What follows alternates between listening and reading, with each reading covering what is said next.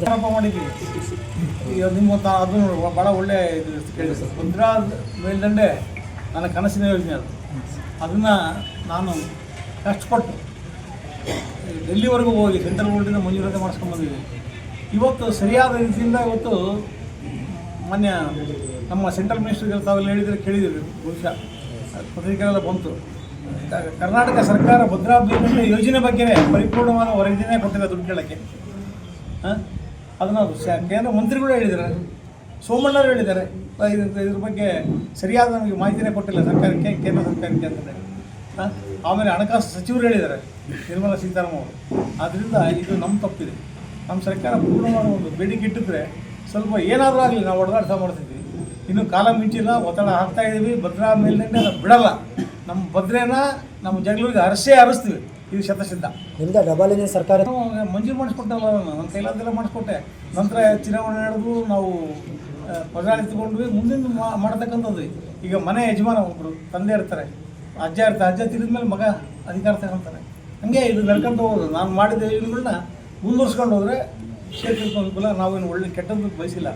ಒಳ್ಳೇದಾಗಲಿ, ನಮ್ಮ ಜನಗಳಿಗೆ ನೀರು ಸಿಗಲಿ. ಇವತ್ತು 57 ಕೆರೆ ನೀರು ಬಂದಿರೋದು ಇವತ್ತು ಸಮೃದ್ಧಿಯಾಗಿದೆ. ಅದರಲ್ಲಿ ಒಂದು 4-5 ಕೆರೆ ತುಂಬಿಲ್ಲ. ಯಾಕಪ್ಪ ಅಂದರೆ ಕಾರಣ ಅದು ಫಾರೆಸ್ಟಲ್ಲಿ ಹೋಗ್ತಾಯಿದೆ ಪೈಪ್ಲೈನ್. ಹಾಗಾಗಿ ಅರಣ್ಯ ಇಲಾಖೆಯಿಂದ ಅಧಿಕೃತವಾಗಿ ಅನುಮೋದನೆ ಕೊಟ್ಟಿಲ್ಲ, ಪರ್ಮಿಷನ್ ಕೊಟ್ಟಿಲ್ಲ. ಹಾಗಾಗಿ ನಿಂತ್ಕೊಂಡಿದೆ. ಅವು ಸಹ ಆದಷ್ಟು ಬೇಗ ತುಂಬಿಸೋದಕ್ಕೆ ನಾವು ಶಾಸಕರ ಮೇಲೆ ಒತ್ತಡ ಹಾಕ್ತಾಯಿದ್ದೀವಿ, ಸರ್ಕಾರದ ಮೇಲೆ ಹೇಳ್ತಾಯಿದ್ದೀವಿ. ಯೋಜನೆ ನಾವು ಬಿಡೋದೇ ಇಲ್ಲ, ಯಾಕೆ ಕಾರಣಕ್ಕಾಗಲಿ. ಅದು ಮಾಡದೇ ಇದ್ದರೆ ಇದೊಂದು ವರ್ಷ ಕಾಯ್ತಾ ಇದ್ದೀವಿ. ಡೆಲ್ಲಿಗೂ ಸಹ ಅಡ್ಡಾಡಿದ್ದೀನಿ. ಕೊಡ್ತೀವಿ ಈ ಸಂದೇ ಅನುದಾನ. ಈ ಸಲಿನ ಅನುದಾನ ಕೊಡಲಿಲ್ಲ ನಮಗೆ. ನಮ್ಮ ಮುಂದೆ ಇಲ್ಲ. ಭದ್ರಾ ಮೇಲ್ದಂಡೆ ಜಗಳೂರು ಮಾತ್ರ ಅಲ್ಲ, ಇದು ಕಂಪ್ಲೀಟು ಹಿಂದಿನಿಂದ ಮತ್ತು ಭದ್ರಾ ಮೇಲ್ದಂಡೆಯಿಂದ ಎರಡೂ ಕಡೆಯಿಂದ ಬರ್ತಕ್ಕಂಥ ಒಂದು ಅನುದಾನ ಇದೆ. ಭದ್ರಾ ಮೇಲ್ದಂಡೆಗೆ ಒಂದು ಪೈಸೆ ಇಟ್ಟಿಲ್ಲ. ನಿಜವಾಗ್ಲೂ ಭಾರಿ ವಿಷಾದಕರ. ನಮ್ಮ ಹಣಕಾಸಿನ ಸಚಿವರ ಇದು ಬಜೆಟ್ ನಮಗೆ ಭಾಳ ನಿರಾಶೆ ಆಯ್ತು. ನಮಗೆ ಸ್ವಲ್ಪ ಏನಾರ ಹೋದ ವರ್ಷನೂ ಕೊಡಲಿಲ್ಲ, ಈ ವರ್ಷನೂ ಕೊಡ್ತಾರಂತ ಭಾಳ ನಾವು ಭರವಸೆ ಇಟ್ಕೊಂಡಿದ್ವಿ. ಅದು ಭರವಸೆ ನಮಗೆ ಇದಾಗಿದೆ. ಕೇಂದ್ರ ಬಜೆಟ್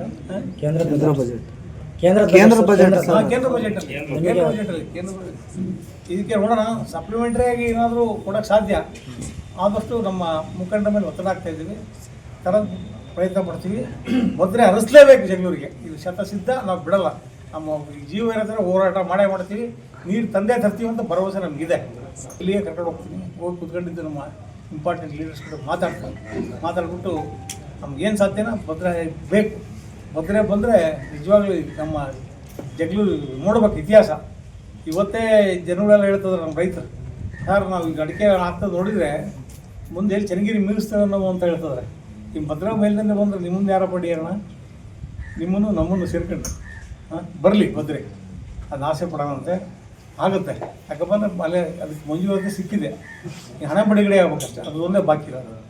ಅದು ಆಶಾದಾಯಕವಾಗಿ ನಿರಾಶಾದಾಯಕವಾಗಿಲ್ಲ. ಅದರಿಂದ ತಾವು ಏನಾದರೂ ಹೊಂದಾಣಿಕೆಯಾಗಿ ಇಟ್ಟಿದ್ದೀವಿ. ಇದೇ ಇನ್ನೂ ಇವಾಗಲೇ ನಾವು ರಾಜಕೀಯ ಭಾಳ ದೂರ ಇದೆ. ಇನ್ನೂ 2 ವರ್ಷ ಇದೆ, 2 ವರ್ಷ ಇದೆ. ಅದಕ್ಕೆ ಇವಾಗಲೇ ನಾನು ಏನು